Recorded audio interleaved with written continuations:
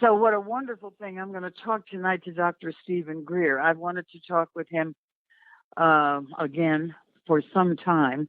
He is the founder of the Disclosure Project, which is the Center for the Study of Extraterrestrial Intelligence, and the Orion Project in Serious Technology Advanced Research.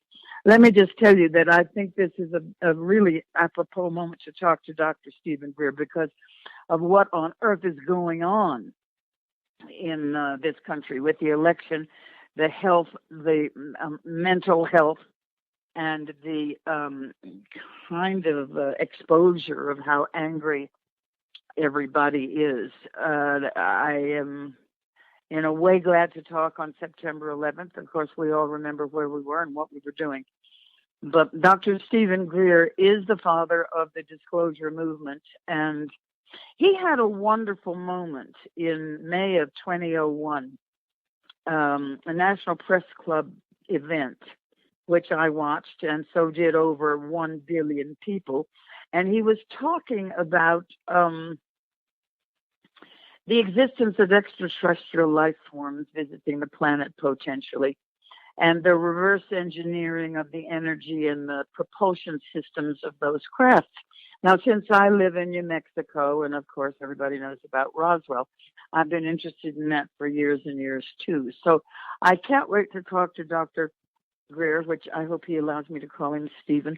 He's been a lifetime member of Alpha Omega Alpha, which is the nation's most prestigious medical honor society, which I think is kind of interesting since we're talking about the different energies of the above and here. And he was, during his life and career, the chairman of the Department of Emergency Medicine at Caldwell Memorial Hospital in North Carolina. Some of you might have read his books. He's the author of 4 of them. And he talks about this. By the way, what's interesting to me really deeply is that he has studied Sanskrit and the Vedas extensively. And I spent a lot of time in India trying to understand whether there had really been extraterrestrial visitation and potentially a war in India thousands of years ago. Anyway, he's been seen and heard by millions worldwide on CBS, BBC, Joe Rogan, Discovery Channel, and now he'll be heard on my show. I am really privileged and honored to have you. Welcome, Dr. Stephen M. Greer. May I call you Stephen? Sure, you can call me anything you'd like. Don't say that. Don't give me that freedom. No, it's really, I'm very happy to be on the show with you. I'm really looking forward to it. Thank you. Now, this Disclosure Project, of course, I've been watching and stuff. Tell us how it's going and kind of what it is. And that'll start us off, and then I've got a bunch of stuff to ask you. Well, really, we're in the whole new phase of it. We've just launched a campaign where essentially I concluded after we briefed the Clinton presidency and their CIA director back in the 90s that this is something that people are going to have to do. And I had never intended to get involved in this at this level. And, I have 4 children and had an emergency medicine career. And my real interest in this subject stems from experiences I had when I was a late teenager. I had a near-death experience and then became a Sanskrit scholar of the Vedas and then a meditation teacher.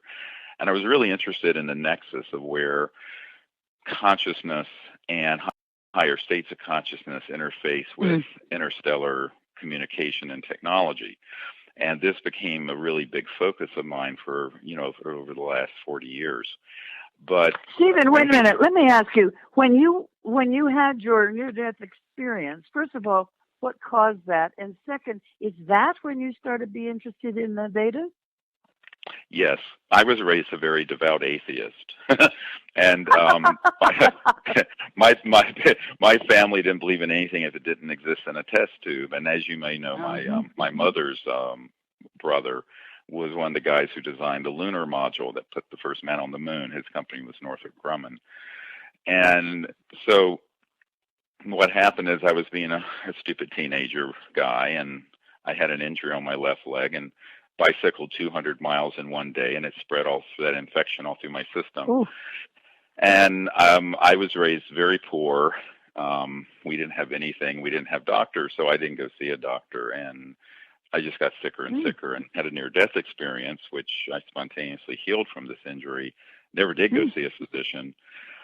That's another whole long story that's in my first, one of my books called Hidden Truth, Forbidden Knowledge. But what happened is that I had an out-of-body experience. And for me, the experience was about the experience of the true nature of the conscious mind in its infinite form. So I went out into space and became sort of this infinite mind shining within the vessel of my individuality, or through the vessel of my individuality. And it was beautiful. It was absolutely beautiful. And from that, I became incredibly interested in what the nature of consciousness is and the mind, and these issues. And it led me into the study of the Vedas. And eventually I became a meditation teacher and went all over the world setting up meditation teachers. And this predates my medical career, in my late teens and early 20s. In my misspent youth, as I joke, although while most people were doing crazy things like that, I was, exploring consciousness. But it really was a great foundation for what I eventually did in medicine and understanding the human condition, but also with the extraterrestrial question of when you become an interstellar civilization, what is that reality? And you realize it's trans-dimensional. It's a conscious reality that the cosmos is awake, and their technologies interface with thought and consciousness. And this was led me to this concept of making contact with these civilizations using a number of technologies, lasers and other things, but primarily through the conscious field and higher states of consciousness.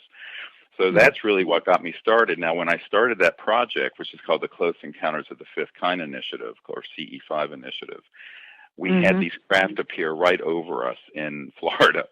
And people can go to our website, SeriousDisclosure.com, and see these. But what happened is that there were people, I didn't know all of them, who were embedded at that first event, who were from the intelligence community. And these were friendly people in the military and intelligence community. Oh, really? Yes, because this is a matter of really beyond top secret interest. So within a few months, I was being invited to briefings with the head of Army intelligence and what have you. And within about a year, I was asked to brief President Clinton's CIA director on this issue. How old were you then? I was mid-30s. I was in my mid-30s then. Okay. And it was a bit intimidating, to be honest with you. I mean, I'm a doctor in North Carolina and living kind of a normal life. I mean, I think normalcy is greatly overrated, frankly. But why pretend? But I was, to the extent one could, having had my background. But what was shocking to me is that I discovered that both the Clintons and their CIA director were being denied access. Yeah, no, his CIA director was R. James Woolsey. Podesta had been the chief of staff for them. And but then he was very interested in this stuff, wasn't he? Oh, he still is. And if you've been following the campaign with Hillary, he's the campaign chairman, and he and Hillary both have been speaking openly about UFO disclosure during the last year. But when I started this effort, it was really an accident of history, I guess is what I'm saying, is because I really never intended to get involved with this end of it.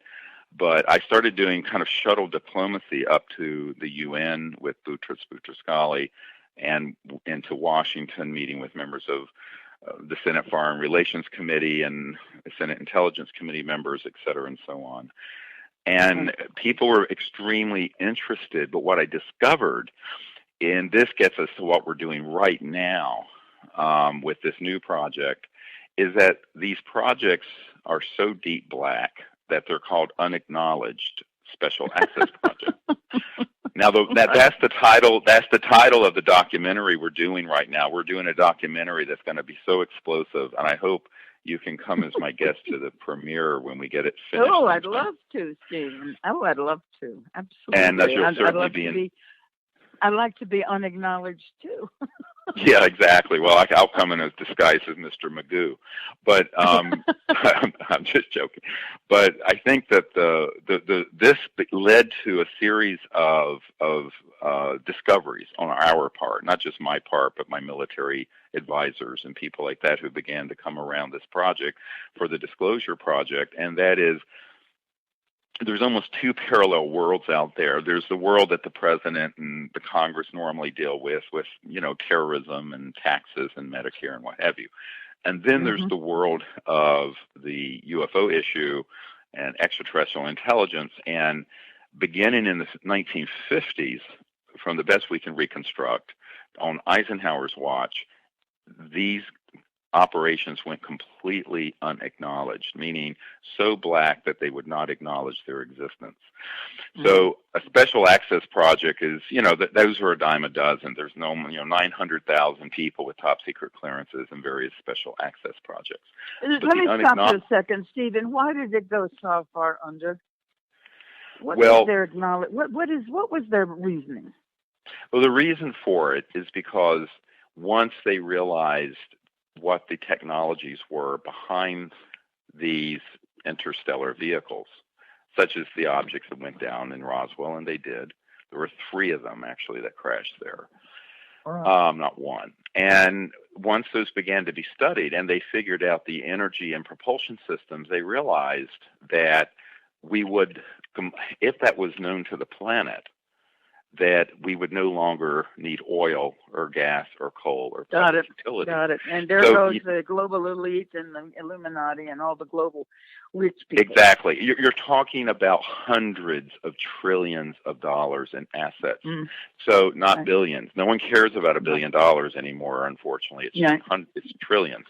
So what I discovered, and this is what I've discussed with the Honorable Paul Hellyer, the former Minister of Defense of Canada, who is actually he's a macroeconomics guy. And he said he didn't understand the secrecy, and neither did the CIA director for Bill Clinton back in the 90s. And I said, look, these technologies are so advanced that it would completely replace all the sources of pollution. We would have, instead of 48% of the world's population literally not having a pot to pee in, we would have a completely transformed macroeconomic system that would lift all tides, except for the uber elite that want to keep the world as it is. So once this was recognized, they slammed the door on this so hard you can't even, it was breathtaking. And they betrayed Eisenhower. This is why Eisenhower made that famous speech, beware of the military-industrial complex. I mean, he wasn't anti-military. He was a 5-star general, for God's sakes.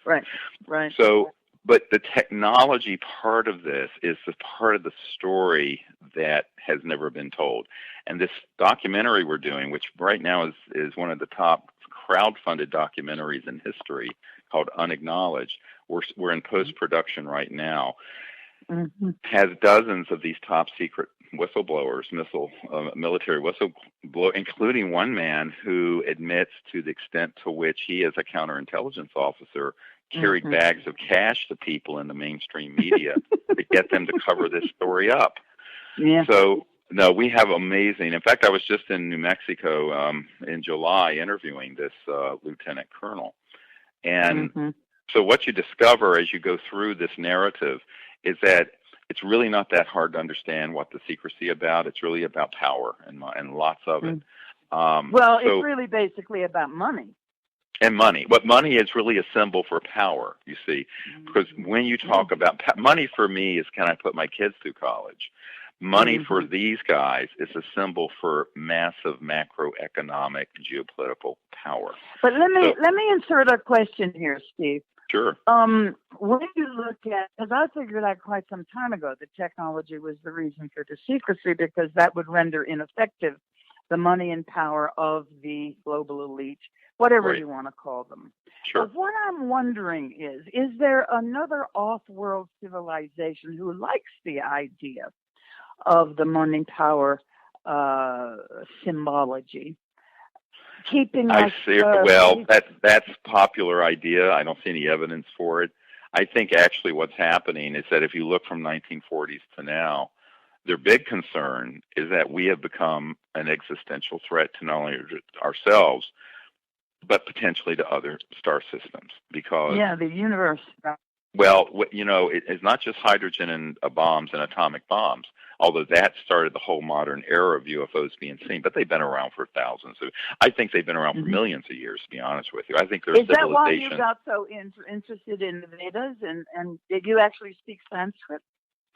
Yes, I used to tutor people in Sanskrit, and and so you had a relationship with that reality, probably in old Vedic terms in India, correct? Don't you think? I do, yes, and this is actually how. In fact, I've just come from the desert. We were up in the center of Joshua Tree National Park doing a CE5 event where we had the most amazing contact events happen with this group of people that I was training.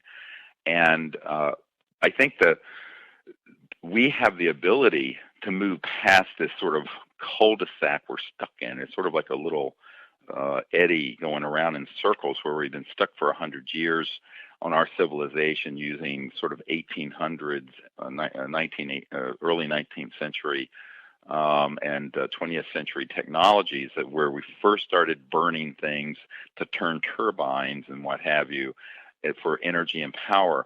But the power elites don't really want us to get to that next level. I meet with people in Silicon Valley all the time, and they're so proud of all their technologies.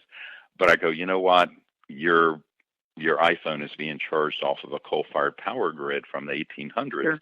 So we have to begin to look at what our civilization is doing and how it's ended up in this situation. And what we're doing with this new documentary called Unacknowledged is to connect those dots for people. What's the connection between extraterrestrial intelligence, UFOs, and the history of this, and these secret technologies, and how is the secrecy kept in place, and what can we, the average person, do about it? Now, what I ended up concluding after about 7 years of dealing with folks in Washington is, as you mentioned, the 2001 National Press Club event a few months in May of 2001, just before 9/11. We put together a few dozen of these whistleblowers, and we put them forward. And actually, I met with so many people, like we have a mutual friend, Dennis Kucinich, and others who were really extremely interested in the issue. But nobody really wanted to hold open hearings on it because of the ridicule factor. They don't want to be made fun of. Humiliation is their big weapon. Yes, and this we found. I have a CIA document from 1953 where it speaks of engaging Disney Studios to make cartoons and make fun of the ET issues so that it would be ridiculed. And what you find is that there has been such manipulation of this subject in the mainstream media and also in Hollywood. I hate to say it. No question. But every time I ask heads of studios, heads of the television networks, what the hell are you doing with this fear and the ETs destroying us and blah, blah, every one of them says, God, it makes so much money. So we're talking materialism here, basically, not so much power, unless they are believing that their and that come out of some of this fear-mongering makes them money. They just are stuck in materialism. That, to me, has become the new religion. And yes, it is, but that doesn't explain all of it, Shirley. Think about the fact that Close Encounters of the Third Kind and the movie E.T. were some of the biggest grossing movies in history. Well, they're scared of Steven because Steven can really hit them in the butt, and they're afraid of him. And so but then he goes and makes Cowboys and Aliens or some damn thing. And that's, you think, well, what are you trying to prove now? Well, yes, but there's a big backstory to all of that, and the ones that are like the movies Independence Day, that is out of central script writing from the CIA. Those narratives which make their way into movies today, which are so fear mongering, have to do with what Werner von Braun, who invented the rocket for Adolf Hitler, warned us about. He said we're going to create a situation of the Cold War. Then there's going to be nations of concern.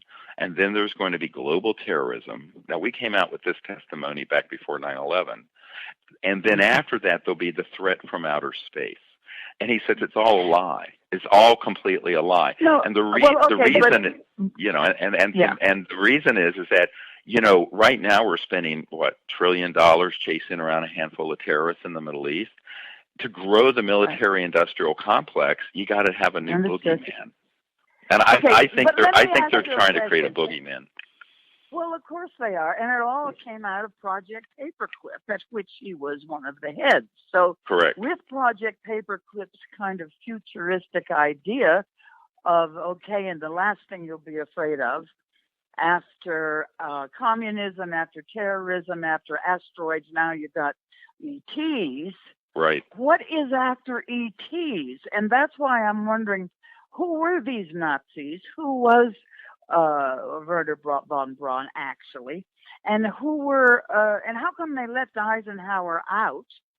What is it that was on their minds? To make a lot of money, or to take over this beautiful planet on some level of consciousness, even? Yeah, well, I think that it's both, but I think that you have to understand how I understand this, at least, of what I've learned from running in these circles for too many years, I'm afraid, is that there's a need to conglomerate power around central authority figures, and the ultimate one is Big Brother, the military industrial system, and they would like to, one of the narratives in the movie Independence Day was, when Will Smith said, "Let's go kick alien butt," and they showed people from all over the world, from Arabia. Yeah, let's get into this fight.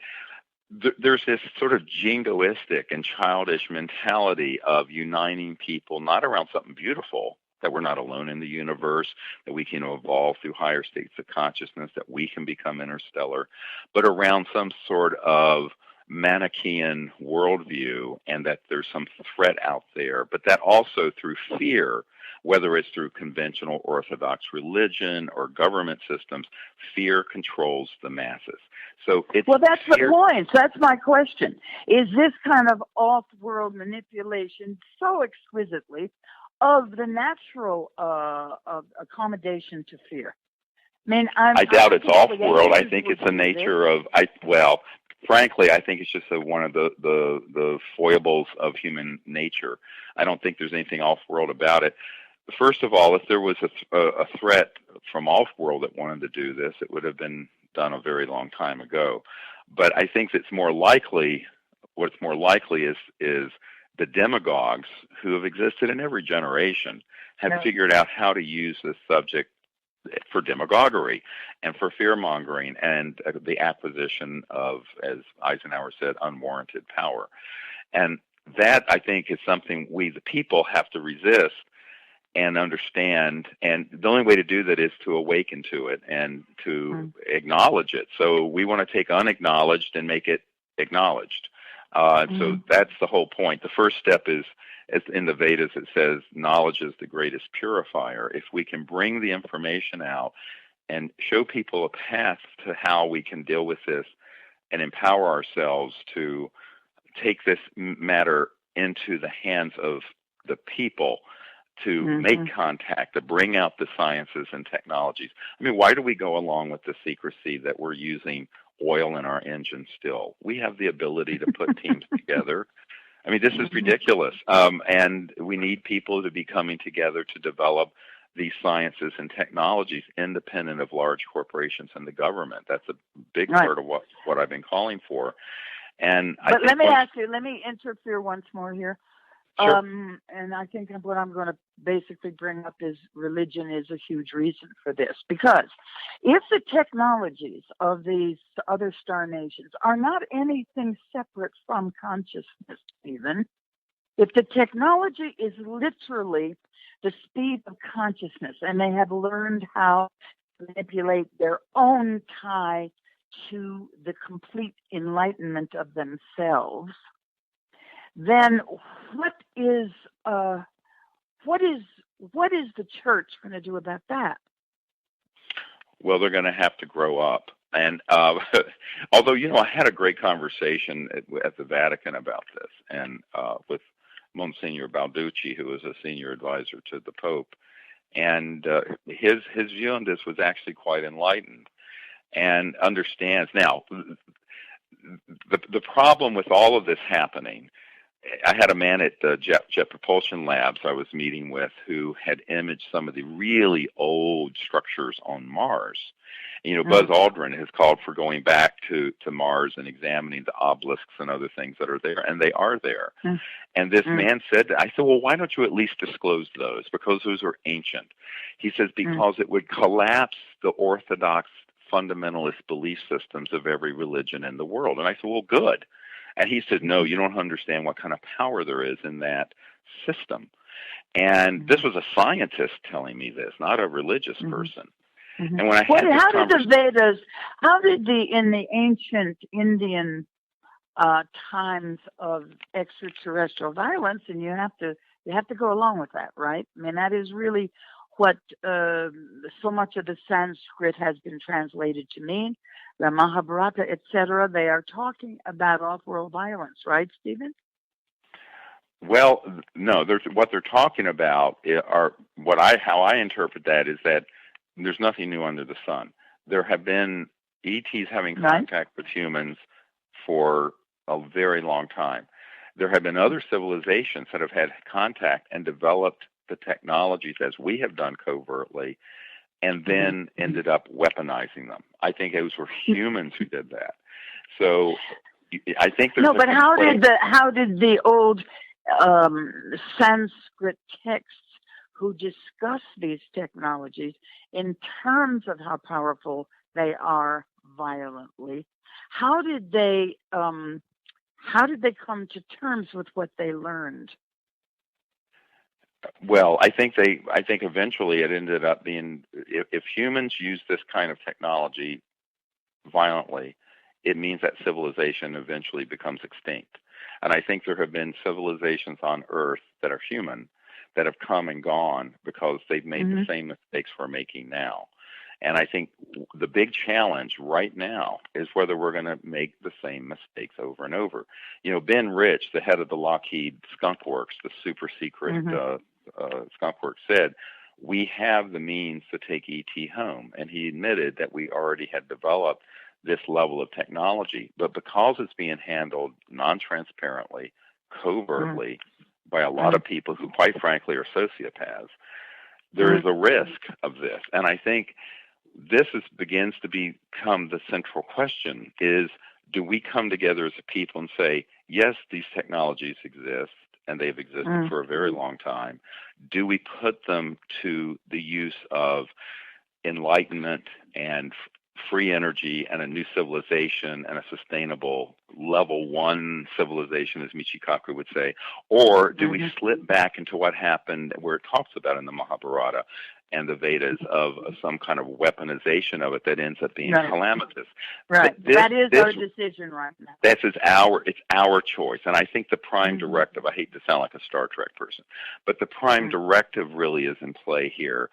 And there's a tendency for people to try to blame things from outside the planet or outside humanity, and I say no. Instead of taking responsibility for it. Bingo. And I think we have to take responsibility for our own consciousness, our own actions, and our own future, and manifest that future. And if we do not take responsibility for it, then there are these other kinds of folks who are going to step into the vacuum.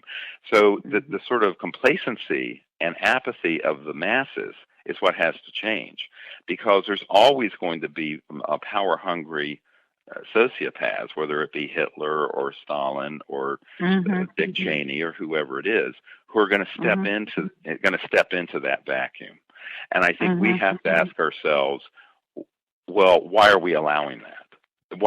And I always say to people, there's only one problem with nice people, is that they're nice. Nice people get overrun by these psychopaths. So we have to be, in this sense, Shambhala warriors, spirit warriors who stand up to these elements and speak with a clear voice and come together as a people. And I think then we can make this change. Every whether you're looking at the ancient Hopi tradition or what's in the Vedas or where have you, there is this sense that right now, the time we're living in right now is the time where we can either slip into destruction and sort of this eschatological end of the world nonsense, or we can actually create a whole new civilization. And this is our choice. This is our free will to do this. So it's an existential crisis, and I think it's not been dealt with well over the last. Well, I think the mistakes that were made, frankly, were before I was born. I was born in 1955, so by then the die was sort of set on the path we're on. But I think that everyone who's between the ages of senility and puberty is sort of have the responsibility now to make this change happen in a way that's towards enlightenment. Now, what do you think of the decision that Oppenheimer made, who, as you know, was he was actually fluent in Sanskrit, etc. And he picked, being from New Mexico, I don't know why I'm living in a place of such ancient, technologically superior peace, Hopi, right. Many of the old Indian traditions. Why did he pick New Mexico? Okay, not because the trees were there and he went to school. No. And when I finally realized that he picked Los Alamos for the weapon of mass destruction was because the energy here in New Mexico is containment energy. So he had to go ahead and do it at the behest of, I guess, all the politicians, and certainly Truman gave the okay, and all of the nuclear scientists who said, we've got to do this and stop the war. What do you think of his decision to go ahead and open up the atom in an environment through the energies of the old, let's say, Vedic traditions of higher consciousness, also visited mainly by off-world superior nations, still exists in New Mexico. That's why I'm here and why so many are. What do you think of his decision? Do the bomb, but make it contained. Well, I think, of course, this is probably a story that's happened before where society has reached this point in technological development and has self-destructed. And if any, imagine what the technologies are, surely, to go interstellar, to go from one star system to another. They're much more sophisticated than the atomic bomb or the hydrogen bomb.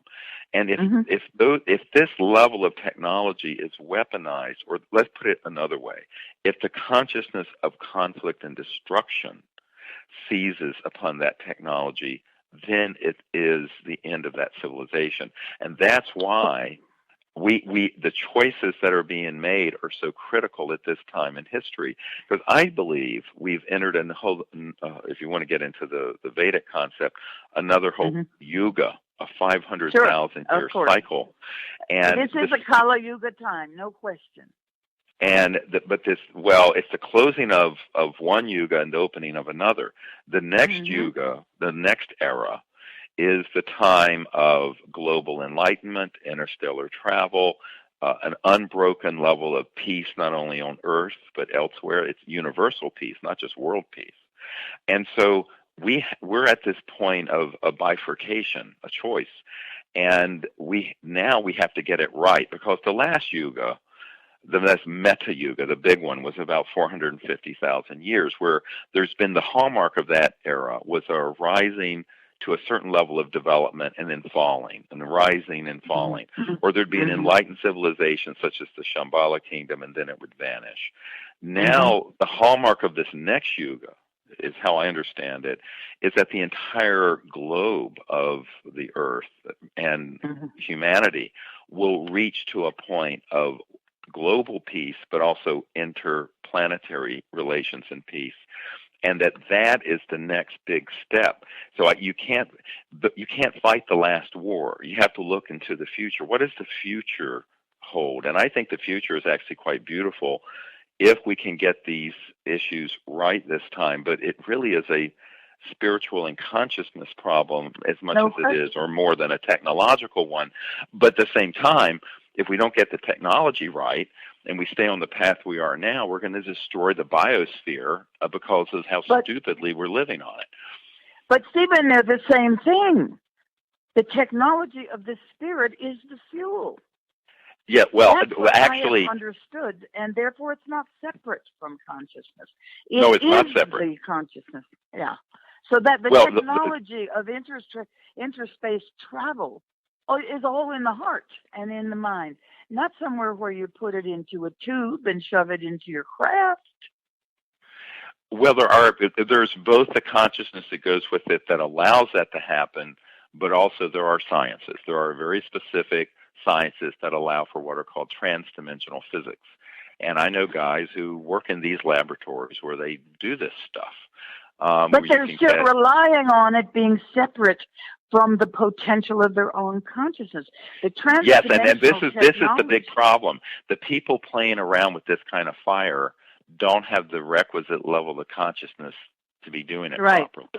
And this is where you have the wrong consciousness seizing upon a technological capability, and that's where it can go sideways. So no, I disagree with that statement. I don't think there is a separation. The psychological, the consciousness attitudes separate from the technology. No, to me, they're the same. So when you realize, my God, we're talking about ourselves, not technology, right? That you are the technology. We are the fuel, period. Once you get that clear in your head, the scientists, they've got to come out of this closet, too, of not understanding that their transdimensional technologies are in their own hearts and their own minds. Right. Oh, yes. Well, that's totally true. But I'm talking about from the level of consciousness where they're operating. From the level of consciousness of what you're discussing, all of this is that. And that the conscious mind, basically everything is consciousness. But when you begin to differentiate it into different spheres of relativity, and you get into what I call increasing levels of non-locality. Everyone thinks it's either pure consciousness that's unbounded or very fixed relativity. And in reality, there are degrees of that. And once the understanding happens that all of this is that, and that if our true selves is this expanse, and that it becomes the operating system, you're not going to even want to have the idea to harm other people and other worlds. Right. So let me ask you something in relation to all of your studies of contact, perhaps, or whatever. Do you think there is no conflict, there is no polarity going on between other star nations themselves, never mind Earth? Well, I think that if there was a conflict, it would have been resolved instantly. Why? Why don't we know anything about it? Here's the problem, and I know I'm talking now with a science hat on. I know people love to get into these sort of battles and what have you, but I don't view it that way. The way I view it is that if a civilization has reached our level of development and hasn't chosen this state of universality of peace and universality of consciousness, they're going to self-destruct, just like we're about to. And so it's I call it the imperative of consciousness in interstellar civilizations. In other words, to become interstellar, you have to, at the minimum, have become a level 1 civilization, or you implode on yourself. Well, now, I don't know about that. I don't know. Well, you can't prove a negative. All I'm saying is that if there were civilizations out there who really wanted to close out this deal, it would have been done in 1945. Because I don't know that Earth has that much to do with it. I mean, look, the level of consciousness and technologies that would attend interstellar transdimensional travel and teleportation, if it was attached to a conflict, that it would last a nanosecond before it's all over. No, but wait a minute. How do you wouldn't have to necessarily have conflict, although tell me how that's possible, between the point of views, and this is what I'm beginning to understand. It's not the polarity of good and evil, good and bad, light and dark, or any of that. Suppose the polarity is the consciousness of collectivization of the spirit as opposed to the individualization of the spirit. And those are the two polarities. Now, that's a different kind of war. Well, actually, I think that is, again, this gets into a duality discussion that I think is transcended by the knowledge and wisdom of civilizations that are interstellar. Because you have this, where our planet will be heading is, on the one hand, we'll be increasingly united and interconnected to each other. You could call that collective. But at the same time, the individual will be enormously empowered, and the local level will be empowered. And I think these twinfold processes, which are viewed as at odds to each other, are actually, it's a paradox. They actually occur at the same time. Well, not really. I mean, look at what happened with, and a lot of some of the off-world contacts that I have had have really used China and the United States as examples. That with the Long March and the Chinese experiment with human civilization being everyone will be collective, as opposed to ours, which is individualization reigns. We will all get along even though we think and feel and our consciousness is individualized. All of these, both of these were trumped by materialism. Right. Sure. So, absolutely. But we still don't have then, we don't, or do we? Maybe you know, if there is a civilization that has successfully solved the problem of collectivized consciousness. Yes, I think the civilizations that have gone interstellar have done so, although it's expressed in different ways. And I think that's the challenge that humans have, where we live together, and we realize the singularity of consciousness that emanates within each of us, and where there's still the beauty of the expression of the individual. I honestly don't think those are opposed to each other. I think where it begins to be a problem is when it's imposed externally on a political system, and that's what we have right now. And so the external imposition of these things is a huge problem. Because you really can't impose something like this. This is something that has to be like the lotus that unfolds. Well, I don't know. Tell me where you think we are, since we're supposed to be the leader of the individuated world and everybody gets their own vote. Where are we here? What are we doing in this culture? I mean, please, are we going to make it or what? I think that it's a chapter that hasn't been written. I think it's a choice. Well, of course not. And I think, but what is my own view is that we will, but there's the school of hard knocks here. And there's a wonderful Chinese expression: unless we change directions, we're likely to end up where we're going. And and I love it. So where we're going and where we're heading is towards more and more separation and destruction. And the worst of that would be for the leadership. And this is when I talk about the disclosure that serves the secret agenda. And that if the disclosure that happens is about an us versus them mindset, the whole what Werner von Braun said, look, on his deathbed, be careful of this because they're going to try to say there's an alien threat we should unite against. And Reagan at the United Nations even said, wouldn't our job of creating world unity be easier if we had a common alien threat? And I thought to myself when I heard that because I was old enough to hear it when it happened, why do we have to have a threat and hate someone else in order to be united?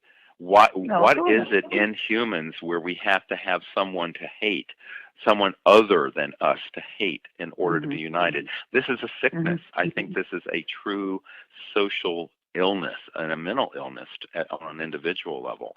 And I think that this is where the solution is bringing in It's not stirring around the darkness, as it says in the Vedas. It's bringing in the spark of light of the concept of this ineffable oneness that all of life and all of humans have. Sure, but sometimes the spark of light is what reveals the darkness is really there. It's yes, and I think that's what's going on in this political climate now. Everyone is so fed up with everyone, and everyone knows that something is very wrong with the system, but the real issues aren't being talked about. You don't hear any of our political leaders talking about the fact that we have the solutions to the environmental and the poverty and all these economic problems, but there are these global elites who are holding the solution back from us. And that, in a way, even that is the wrong way to look at it. The question is, why have we, the people, allowed it to happen? And why don't we, the people, come together and change the direction? And that is exactly what the Disclosure Project and also the CE5 initiative, when I learned that there were no overt diplomatic efforts going on anywhere at the United Nations or in any foreign ministry or State Department to make peaceful contact and have a dialogue with these civilizations. Amazing. That's when I founded the Close Encounters of the Fifth Kind initiative. And said, it's sort of like when the Physicians for Social Responsibility went over to the Soviet Union during the darkest days of the Cold War. And so I said, why don't we, the people, do this? Why don't we understand the nature of our own consciousness? We're here. There are civilizations out there, and let's develop the ability to make contact. That was actually the original project I was involved with that then led to the Disclosure Project, because when we first started doing this, we had the ET craft and beings show up, and the intelligence community went ballistic. They went, well, actually, I'll tell you exactly what the head of Army Intelligence said to me. He said, "What the hell do you think you're doing, and who the hell do you think you are?" And he was very threatening, frankly. I told him to just basically, well, I shouldn't say it on the air. I said, "Buzz off, buddy." Anyway, I've dealt with gangbangers in the ER. You're not going to intimidate me. But so then we're talking about the global elite money is actually calling the shots on the military? Yes. So here's the sad part of I have met with so many generals and admirals who, if they're, I call them the white hats, the good guys who are at the Pentagon or the CIA, and they exist, who are victims of these other characters who are running these unacknowledged special access projects. I mean, imagine me sitting with an admiral. This is a true story, Shirley. I'm sitting with an admiral at the Pentagon who's in charge of intelligence for the Joint Chiefs of Staff. So he's J2. It's called J2. And I go in there, prior to the briefing, it's a stand-up briefing at the Pentagon, I give him a document from Nellis Air Force Base, Area 51, that has the project code names and code numbers of these unacknowledged special access projects, USAPs. And before I got to the meeting, he had tried to contact one. And Admiral Wilson, when he contacted this compartmented operation, they said, "Well, sir, you don't have a need to know." And he says, "God damn it, how can I not have a need to know? I'm the head of intelligence for the Joint Chiefs of Staff." And they said, "Sir, we cannot discuss this with you." And they hung up on him. So by the time I got to the Pentagon, he was so upset. He was so afraid, not at me, but of this situation. So you have people who are trying to do the right thing, but who understand that there's this dark and subterranean program that evolved or devolved in the 40s and 50s. And this is when the whole thing went off the rails. Eisenhower actually wanted to not go in this direction, make open contact with the ETs, and not do the secrecy. So did John F. Kennedy. But these maniacs and warmongers and misanthropic money whores ran amok of it. So I think this is, there's a 50 or 60 year history here that the public has no idea of what has happened, and that's what's in this documentary, Unacknowledged, which I hope people will look at. I hope they'll support it. They can go to fundraising.seriousdisclosure.com and contribute. Right now, we have about 3,500 people who've contributed, and we're in the final stretch of this. But we're also, for anyone listening, we're making a call for people to be whistleblowers. If there are other people who want to come forward beyond the ones we already have, they should contact me immediately because we're in post-production. We've already But filmed. you know, and good for you, Stephen. Fantastic. Just the word whistleblower definition is humiliation. I mean, think of another word, which is not. Well, it's people who are telling the truth. It's the truth. Yeah, it's a cosmic truth commission. We need people to be in the good. Okay, here's a cosmic truth commission, just like there happened after Rwanda and in South Africa with apartheid and the racism. There needs to be a cosmic truth commission where people come forward and tell the truth. And the problem is, I have interviewed about about 750 or so of these sort of men and women who have been in these projects. We have 120 or so of them on videotape. The ones that have contacted me lately are so intimidated because in these unacknowledged special access projects, it's made very clear, we're going to take your pension, but if you talk too much, we're going to kill you. Now, there's a member of my team who was, he's a naval commander, who was in one of these unacknowledged special access projects, and they were taken to an underground facility not far from you. And we're basically told, look, you talk about this, and there's a bullet with your name on it. It's going to find you. Right. So a lot of times these people are so intimidated. And this is where... Listen, Steve, all they have to do is use me as an example. Just keep on talking. My big, big cloak of protection is they think I'm a nut. Just go ahead, be a nut. Well, yes, and the media is complicit in that portrayal. But remember, this one of the great interviews we got for this new film is an Air Force counterintelligence officer who says, "Oh yes, I used to carry bags of cash to people in the mainstream media to get them to do that." So this is how the system works. Anyone listening, if you think you have a free and impartial media, or if Hollywood is free and impartial, it's so mobbed up with the intelligence community you can't even imagine. No, well, here's another way I did it.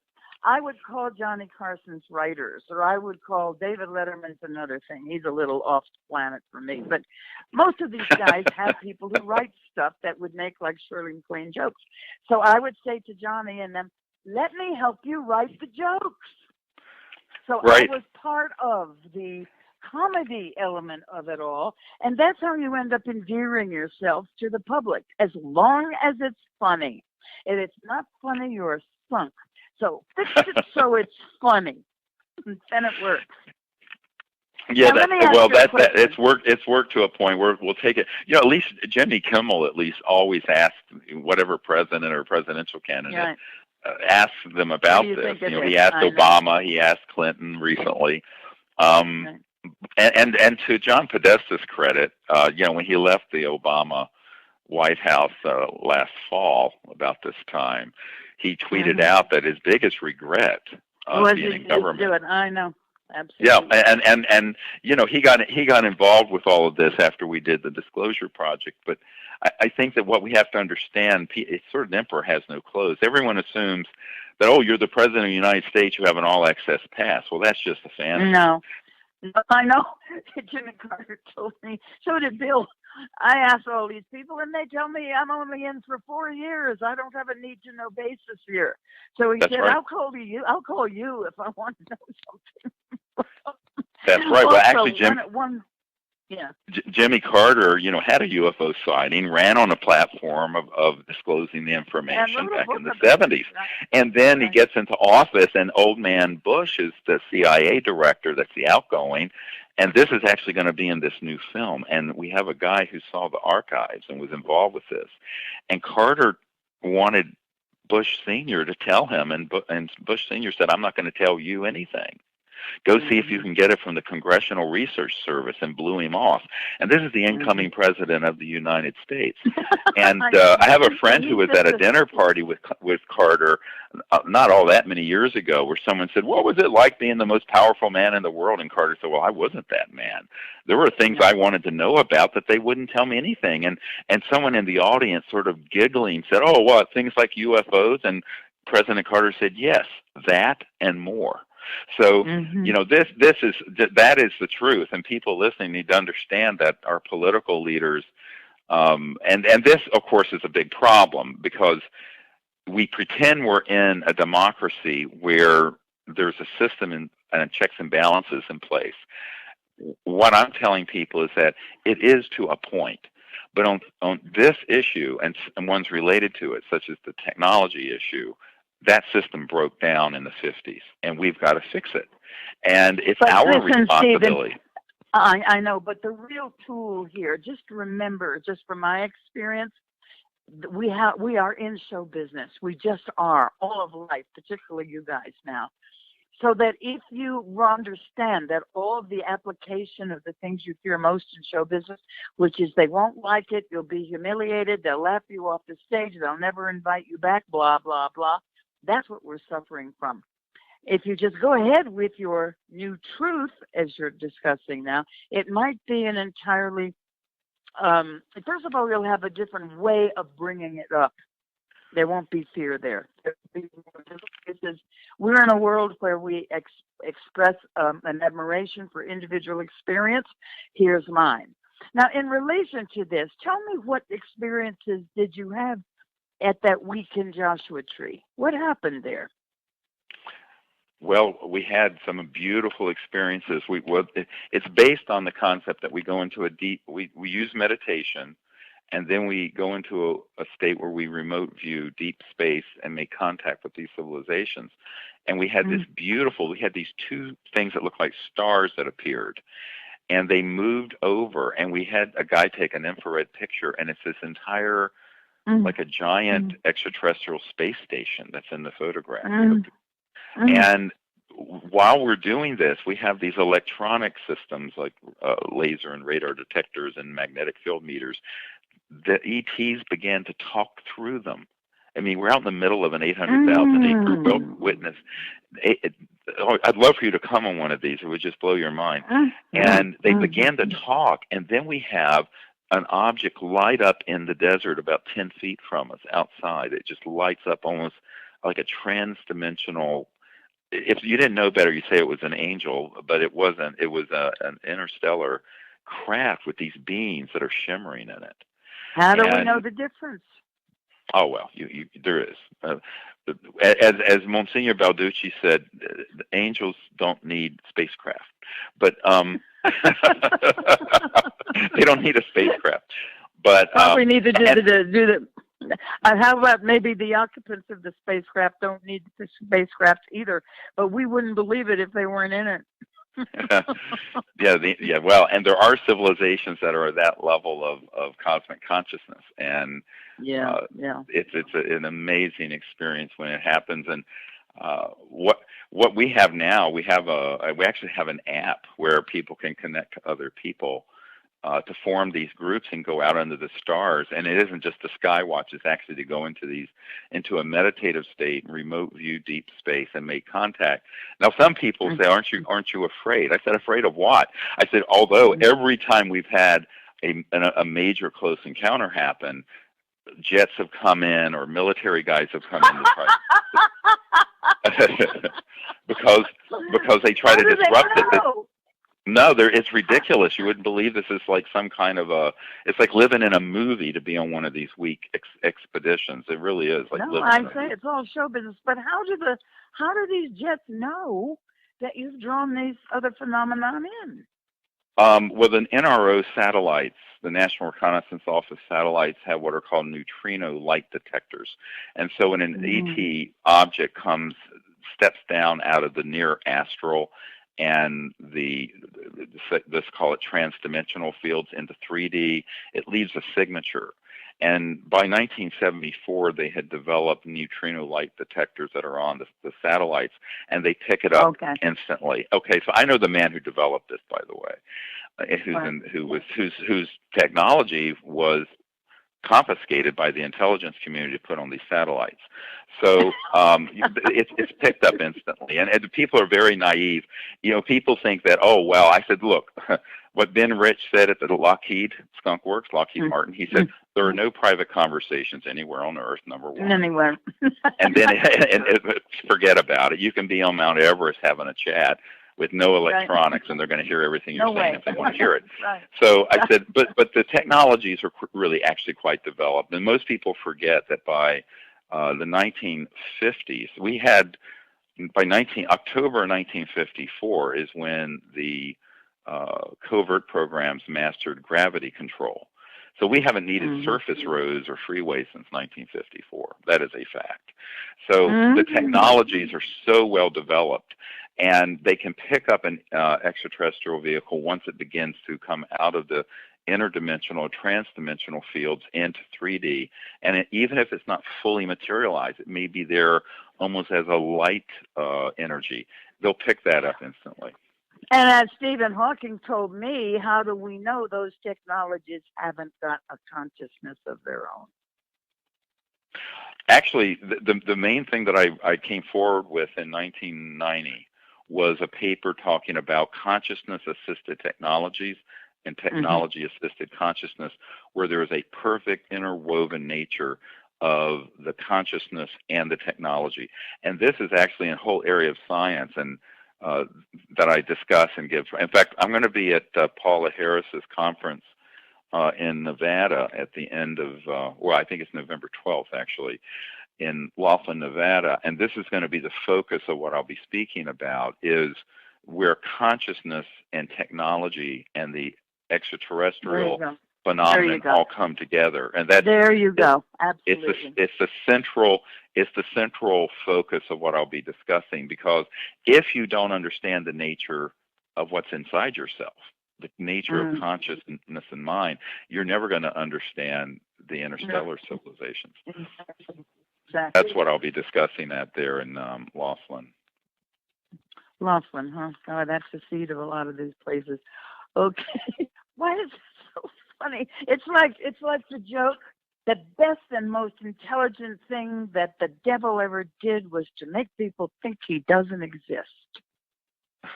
Hello? Yes. Well, and also, the truth is actually within everybody. And once you understand that the consciousness that we have, the singularity of consciousness at that level, that every dimension and every star system is folded within each person. We're a conscious quantum hologram. In other words, but that is why I'm very interested in the Orion point of a collectivization. That's fascinating to me. And their home world got destroyed. So why are they doing this? By the way, do you have an answer for that? Well, I think that there, as I said, there's nothing new under the sun. Not only have there been civilizations on Earth that haven't gotten this right, there are civilizations on other planets that haven't gotten this right. And are in the midst of it. And so, yes, but we're in a universal moment. So you can't judge the future by the past. The cycle we're entering, as I understand it, is not just an Earth cycle. It's a cosmic cycle. And so we instead of perseverating on the screw-ups of the past, we better start visualizing and apprehending and manifesting the good future of this next yuga. That's really what we need to focus on. Okay, but how do you plan a future? You must look at the present. How do you evaluate and imagine a future where Donald Trump is the president? How do you do that? Now we are getting it. Well, you know what? Who knows? Even a broken clock is right twice a day. So it could be that. maybe he's the cosmic comic extraterrestrial. Maybe that is. Yes, but at the same time, who knows? He may have he may just be enough of a wild card when he finds out that all this chicanery is going on, that he'll say, "Screw you! I'm not going to put up with it." So who knows? I don't, on the political level, I sort of am an agnostic, and I go, when it comes to policy and what have you, it's one issue. But when it comes to this subject, I found that it doesn't matter if you're left or right or whatever it is. These power elites are going to do circles around you, and I don't care if you are a billionaire. That doesn't mean anything to these uber power elites that are really running the show when it deals with these large transnational. They're owned by their own money. Oh, well, they print it, don't they? And so it's digits on a balance sheet, but on top of it, when you're dealing with the power of these large interlocking corporations that are international, and what was it? A mainstream Swiss organization concluded there were about 17 families and corporations that pretty much run everything, and so, I always say that it's masters and slaves, and guess what? We're all slaves on someone else's plantation. But no, but the masters are slaves to their own stuff. exactly, and what we need to do is we need to realize that we're going to opt out of that system and just say, no, we're going to move on. But part of it is that actually the very comical part of this is that people are brainwashed into thinking they can't do anything about it, and realizing that you have within yourself the ability to do something about that is the first step to the enlightenment and the liberation. Mm-hmm. Okay, most Steve, people great. say, "Oh, what can I do? I'm a housewife in Poughkeepsie." Well, actually, you can do a lot. Right. You can do a lot. I mean, my joke is, I'm a country doctor from North Carolina. Right. I live in Virginia now. Somewhere. Where from Virginia? Well, near the University of Virginia. I have a farm near Thomas Jefferson's home. Oh God, I love that. They're going to honor me at the UVA in around November 4th. I'm coming back. Oh well, let me know when you're coming because I'm my home is right there. Okay, I'll get your number from Britt, and maybe we really will get together and talk about this, and you can come and see them honor me. I would love that. I would love it. And if you have time, you can come out to my farm in Virginia, and we can have a drink and look at sunset and talk about all of this. God, and just go to Jeffersonian material, anything to get back to him. Exactly. Okay. Yeah. Well, interestingly, if you read Thomas Jefferson's material, he warned of the unchecked power of the corporations overrunning democracy. I mean, Jefferson was, a bit of apparently he was a pothead, but on top of it, he was one of the. I didn't know that. Yeah, he was, but he was something of a real visionary. Sort of, he was very prescient about the time we're in now, where the corrupting influence of these sort of transnational corporate interests would overtake. What they wanted to put in new our experiment.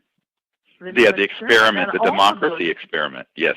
Yeah. Right, and Ben Franklin and all those, John Adams, whom I'm related to apparently, they all believed in the plurality of worlds. And absolutely, and discussions about that. Yep, absolutely, and they had a deep understanding of almost at a metaphysical level of this. And, yeah.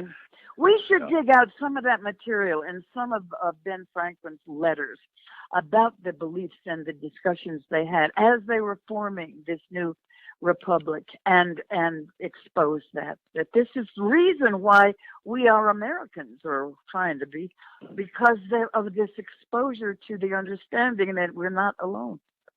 Well, I know. Yeah, we should. And it was funny. I had a knockdown drag out with this nut job who was telling me that, well, there is no separation of church and state in America. This is some, fundamentalist Bible thumper.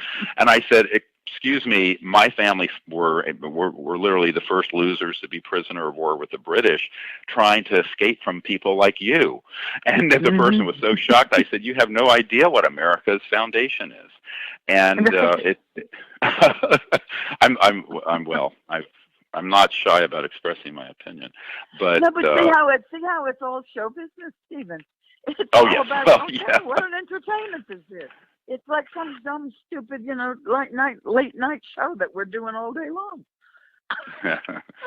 Well, yes, it is on one level. On another level, it's all very.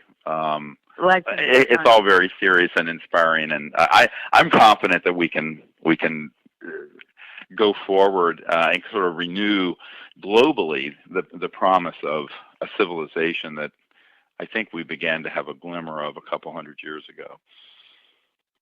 Oh God, I hope you're right. Oh boy, thank you. I'm going to call you. I'm going to get your number and bother you. Great. Thanks, Stephen. We'd have a great time. Thank you so much. I look forward to seeing you, and really would like to tell you that if you're able to be at the premiere, we don't have a date set, but we'll be sure to get an invitation to you. Oh, are you kidding? To Unacknowledged? Of course I'll be there. Awesome. Will it be on this planet, do you think? You're right. Okay. That's exciting. Thank you, Stephen.